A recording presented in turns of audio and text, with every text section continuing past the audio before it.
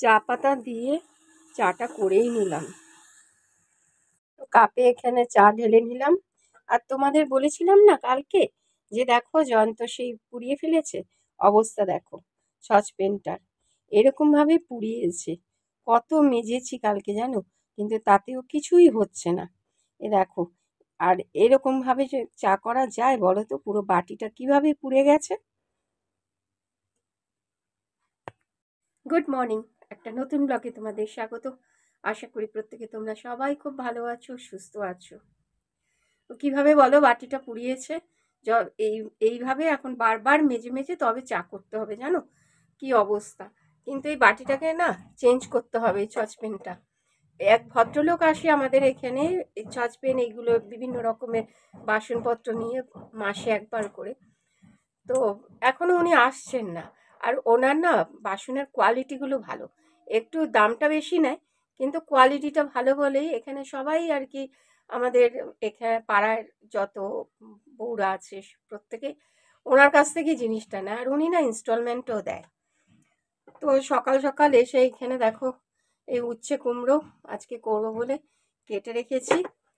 আর এখন আমি চাটা খেয়ে নেব। আর এখন আমার ভাতটাও হয়ে গেছে, আগে ভাতও বসিয়ে দিয়েছি। আর জয়ন্ত তো রোজের মতো সে তো রুটি ছাড়া খাবে না, সে রুটি খেয়ে বাজারে গিয়েছিল। তো কারণ বাজার কিছু ছিল না, সে বাজার করে দিয়ে তারপরও বেরোলো আর কি। তো এখানে দেখো এনে রেখে দিয়েছে, এই যে এখানে পুঁই শাক। আমি আবার খুব ভালো শাক চিনি না, তো এটা মনে হচ্ছে পুঁই শাকই।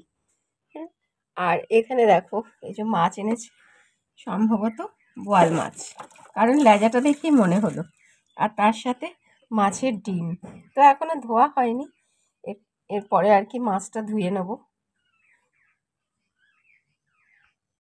কালকে একটু বেরিয়েছিলাম, ওই জন্য একটা টিপ পরেছিলাম, দেখো টিপটা আর তুলিনি আর কি। ওই অবস্থায় কালকে শুয়ে পড়েছি। মাঝে মাঝে আমার যে কি হয়, আমি যখন কাজকর্ম করি তারপরে যখনই হঠাৎ হঠাৎ শরীর খারাপ লাগে এসে শুয়ে পড়ি। কালকে জানো রাত 2টোর সময় উঠে দেখো টিপটাও ঠিক করে পড়া হয়নি, একটু বেঁকে গেছে মনে হয়। তো রাত্রি 2টোর সময় উঠে আমি শুয়ে ঘুমিয়ে পড়েছিলাম, তারপরে বাসন মেজেছি, জানো কি অবস্থা। তারপরে আবার শুয়েছি। তো এখানেও আবার কিছু টুকটাক বাজার করেছে। এখানে ঠাকুরের জন্য একটা ধূপকাঠি এনেছে, গরম মশলা, এখানে এনেছে কুমড়ো, কি যে ভালো খায় কুমড়ো, সে কুমড়ো এনেছে, ধনে পাতা, একটা ডক্টরস চয়েস সয়াবিন তেল এনেছে, আর আলু। আলুটা একেবারেই ছিল না জানো। তো কালকে আমার জায়ের কাছ থেকে শেষকালে 2টো আলু নিয়ে তারপরে আমি রান্না করি। তো সেই জন্য আবার যাকেও আবার আলুটা আবার দিয়ে দেবো আজকে। আর এখানে এখন বিছানাপত্র কমপ্লিট করেছি, যে এখানে বিছানা তুলেছি। আর মশারিটা তো কিছুতেই খুলতে দেয় না, ওইখানেই জড়ো করে রেখে দিয়েছি, কি আর করব বলো। আর জয়ন্ত নাকি শীত করে, এখন এই ছোট কম্বলটা রয়ে গেছে। কালকে তোমরা জিজ্ঞাসা করেছো যে এডিটটা কে করে। অ্যাকচুয়ালি এডিটটা না পায়েলই করে, পায়েলকে দিয়ে এখন করাই জানো এডিটটা। কারণ অনেক সময় জয়ন্ত থাকে না। আর তারপরে ওর এখনও না সমস্যা হচ্ছে কি বলো তো, যে এখনও স্পেলিংয়ে তো সমস্যা আছেই। তারপরে ওকে দিয়ে যদি না করাই না, হয়তো ভুল হচ্ছে এটা ঠিক কথাই, কিন্তু ওকে দিয়ে যদি না করাই ও কোনো দিনই শিখবে না। তো ওকেও তো কিছু কাজকর্ম করতে হবে। তো কারণ দেখো সংসারের কাজকর্ম তো অত পারে না বলে করেও না, কিন্তু কিছু কিছু করলে মনটাও ভালো থাকবে ওর। আর তারপরেও ওই জন্য ভাবি কি যে ও না, নয়তো এই ভুলগুলো ও কোনো দিন শুধরাতে পারবে না। এই যে ভুলগুলো করছে সেই নয়তো ওগুলো তো ওরকমই থেকে যাবে। তো সেই জন্যই ওকে দিয়ে করাই। তো একটু হয়তো যদি ভুল হয়ে থাকে একটু ক্ষমা মার্জনা করো, এইটুকুই বলার। এখন চা ঠান্ডা হয়ে যাচ্ছে, একটু চাটা খেয়ে নিই।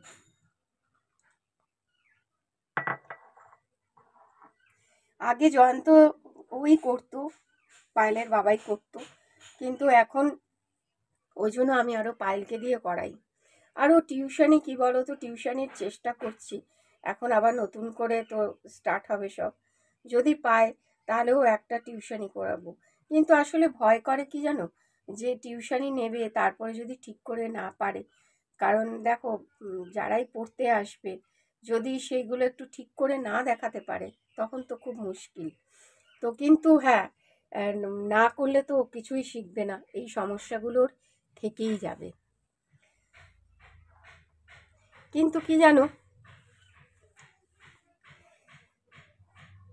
অনেকে না মানে কিছু কিছু কথায় মন খারাপ হয়ে যায়। আমি কিছু করি না, অথচ সেটার দায়ভার আমাকে নিতে হয়। এই জিনিসগুলোই তখন খুব খারাপ লাগে, সেটাই খুব কষ্ট দেয়। তো যাই হোক, আর এখন কথা বলবো না, কারণ রান্নাবান্না এখন শুরু করতে হবে। কি করব এখনো বুঝতেই পারছি না, এত কিছুতে এনে রেখেছে। তো চলো রান্নাবান্না শুরু করি। তো বোয়াল মাছটা আমি এখন ধুয়ে নিলাম, আর এখানে দেখো অনেকটাই মাছের ডিম এনেছে। তো এই মাছের ডিমটা আমি তুলে রেখে দিচ্ছি, ওটা আবার আরেকদিন করে নেবো জানো। তো এখন নুন হলুদ মাখিয়ে নেব, আর সাথে একটুখানি কাঁচা তেল দিলাম জানো, তাহলে আর বোয়াল মাছ তো নয়তো খুব ফাটবে।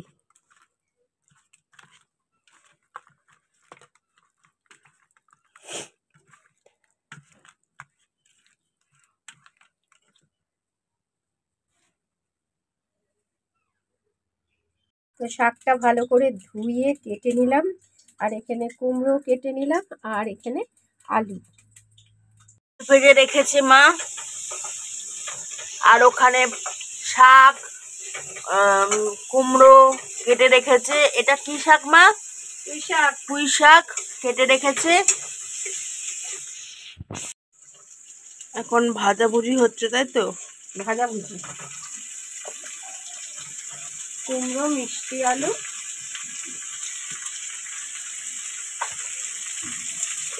দিলাম, আর পুঁই ডাঁটা, নয়তো আবার ডাঁটাগুলো আবার সেদ্ধ হবে না। সাথে ফোড়নে দেব কালো জিরা ফোড়ন। এত রান্না মনে রাখো কি করে? সব কাকিমাদেরই বলছি, তোমরা এত রান্না কি করে মনে রাখো বলো তো? কোন ফোড়ন কোন রান্নাতে দিতে হবে এত মুখস্থ, এত সিলেবাসের পড়াশোনার মতো। একদম, রান্নাটাও তো আর্ট, এটা মনে রাখাটাও একটা ডিফিকাল্ট ব্যাপার। মনে রাখাটাও ডিফিকাল্ট ব্যাপার।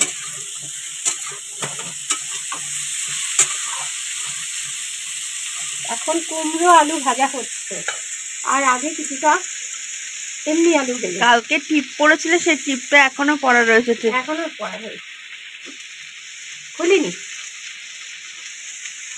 আবার যখন মন চাইবে টিপ খুলে ফেলবো।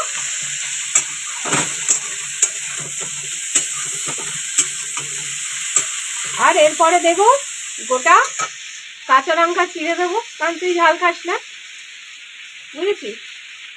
আর দেবো হচ্ছে জিরে গুঁড়ো দেবো, একটু জিরে দিয়ে করবো আজকে, আর সর্ষে দেবো না। এই যে কাঁচা লঙ্কা চিড়ে দিলাম, ব্যাস।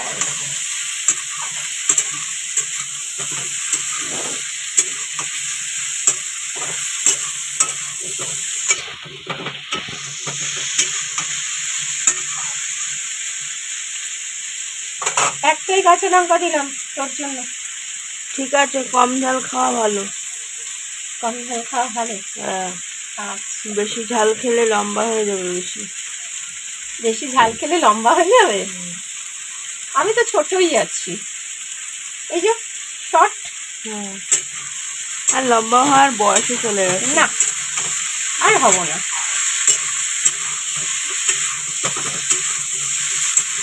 এটাই ঠিক আছে।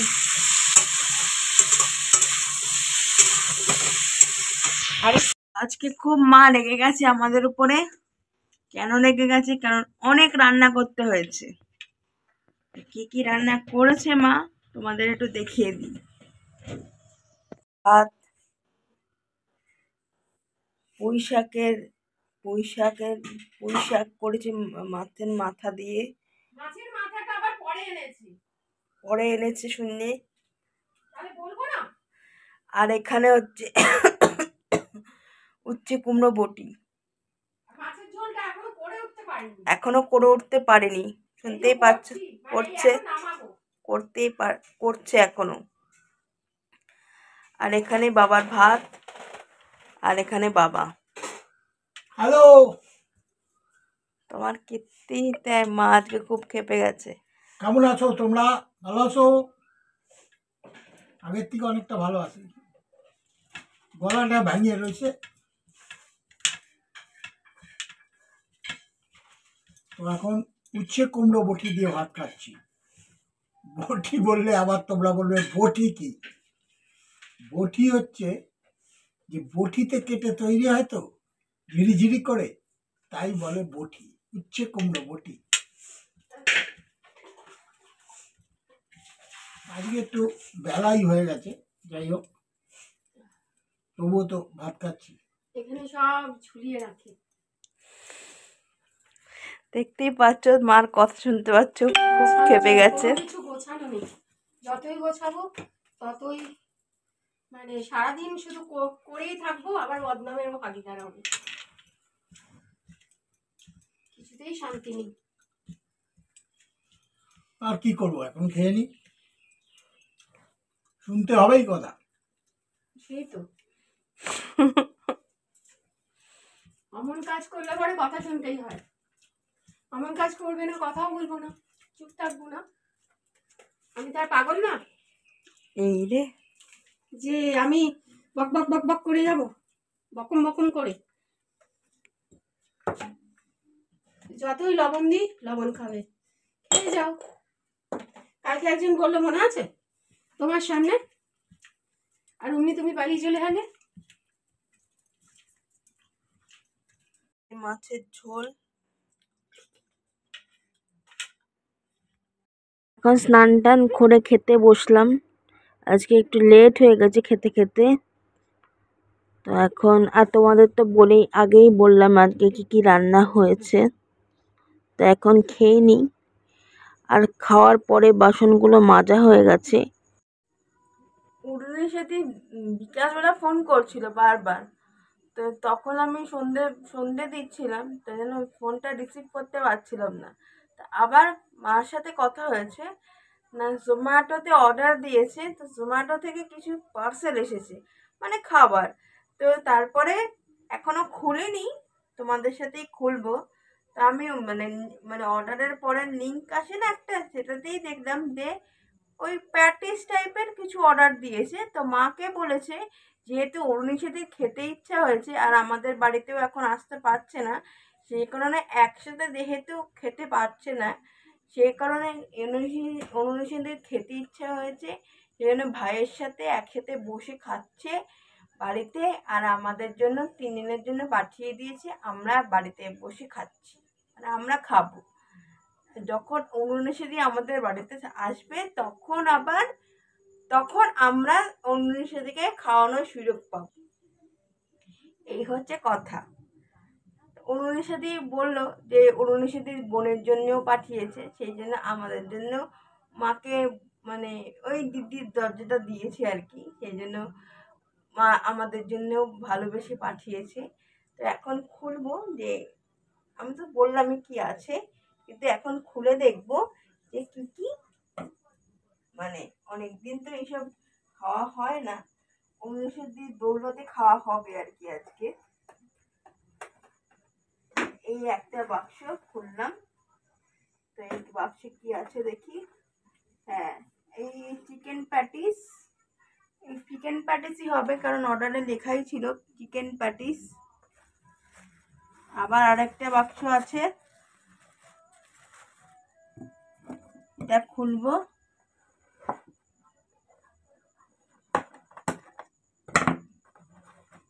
এটা ইন্টারনেট চিকেন প্যাটিস, এই তিনটে করে দিয়েছি 3 জনের জন্য। তো থ্যাংক ইউ অরুণিসেদি আমাদের এত ভালোবাসার জন্য, আমরাও তোমাকে খুব ভালোবাসি। তো তুমি এত সুন্দর সুন্দর খাবার পাঠাচ্ছ, আমাদের লোভ কিন্তু বেড়ে যাচ্ছে। যাই হোক, এত সুন্দর খাবার পাঠানোর জন্য, কিন্তু সবসময় পাঠাবে না, এটাও ঠিক নয়। তুমি একতরফা পাঠাবে আর আমরা শুধু নিয়ে যাব, আর তুমি আমাদের বাড়িতে আসবে না, আর আমাদের সুযোগ করে দেবে না তোমাকে আপ্যায়ন করার, এটা তো ঠিক না, না? তোমাকেও আসতে হবে। তো সবাইকে 19-দির সাথে সবাইকে আমন্ত্রণ জানালাম আমাদের বাড়িতে আসার জন্য। আমরা আমাদের বাড়িতে আসলে পরে আমরা খুব আনন্দ পাই, আমাদের বাড়িতে আসলে পরে, কারণ আমরা লোকজন ভালোবাসি। Thank you.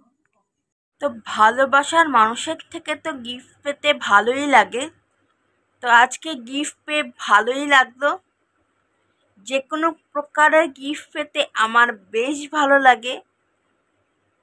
তো অনুনিশাদি, থ্যাংক ইউ তোমাকে গিফটটা পাঠানোর জন্য।